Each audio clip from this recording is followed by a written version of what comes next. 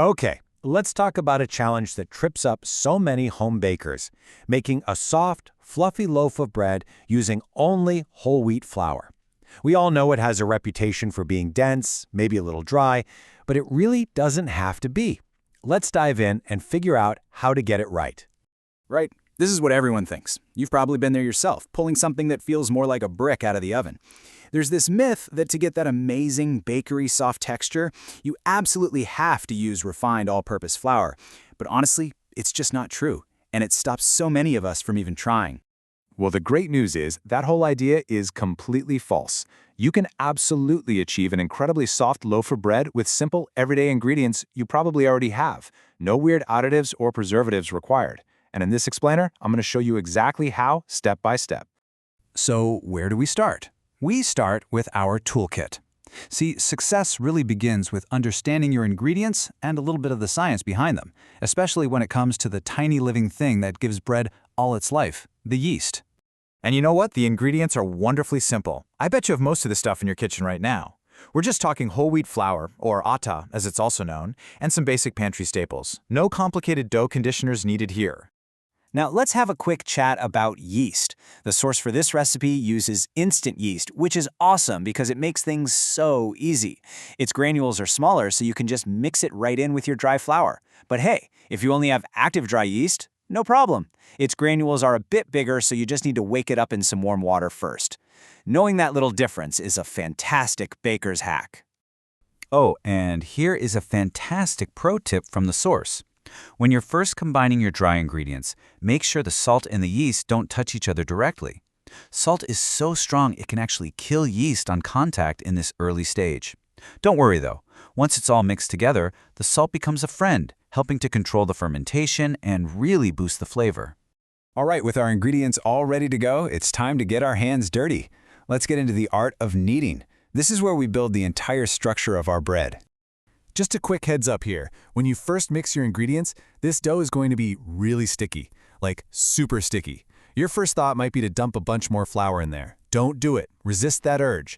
A sticky dough is just a well-hydrated dough, and all that moisture is the real secret to a soft loaf in the end. You just got to trust the process. So you're going to combine everything but the butter, get it out onto a lightly floured countertop, and then just knead. And you're going to knead for a good 10 to 12 minutes. You're really looking for a change in the texture here. It's going to go from a shaggy, sticky mess to a smooth, elastic dough that kind of starts to spring back when you push on it. Okay, so you've worked that dough, you've developed the gluten, and it's feeling elastic. But now it's time for the step that takes this bread from just good to unbelievably soft. It's a really simple addition, but it makes all the difference in the world. The secret is softened butter. You're going to add 1 tablespoon of it and then knead it right into the dough for another 5 or 6 minutes. This step does 2 things. It enriches the dough with fat, and it tenderizes the whole structure, which is the real key to that soft, fluffy texture we're all after.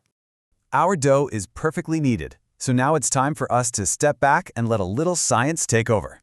Welcome to the magic of proofing. This is where the yeast gets to work, feasting on sugars and creating all those tiny air pockets that make bread so light and airy. Yeast just loves a warm, humid place to do its thing, so we're going to create a little spa for our dough. Pop it into a greased bowl, cover it up, and here's a great little trick. Splash a bit of water on the towel to create some extra humidity. Then just find a nice, cozy spot for it, like a sunny windowsill or even an oven that you've warmed up for a minute and then turned off. And now we wait. This is the patient part of making bread. But we're not just watching the clock here. We are watching for a very specific visual sign. The yeast is working hard, producing carbon dioxide gas, and basically inflating our dough like a balloon. This is what we're aiming for. We want that dough to completely double in volume.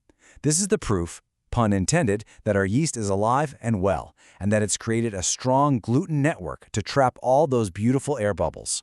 So you're probably wondering, how long does this magical transformation actually take? Well, it can change a little bit depending on how warm your kitchen is, but the source gives us a really solid estimate to go by. About 90 minutes, an hour and a half. That's usually the sweet spot to develop a really rich flavor and create that perfect, airy structure. So go ahead and set a timer, but always remember to trust your eyes. Doubled in size is the real goal. Look at that. The dough has risen beautifully. And guess what? We are in the home stretch. It is time for the grand finale, shaping and baking our loaf into golden perfection. Okay, first, you're going to gently press the air out of the dough. We're just deflating it, not beating it up. Then, shape it into a log that fits your pan and, this is important, pinch the seams together really tightly. This creates tension on the surface, which helps the bread rise straight up in the oven and give you that classic dome shape. And we are not quite done with proofing yet. After we shape it, the dough needs one last little rest. This lets the yeast recover from being handled and gives the loaf a final boost of airiness right before it hits that hot oven. This second rise is much, much faster. Just 30 minutes is all it needs. Go ahead and cover it and just let it rest right there in the loaf pen. You'll see it puff up nicely, getting ready for its big moment. And for that perfect finishing touch, here is a super simple trick for a gorgeous bakery-style crust.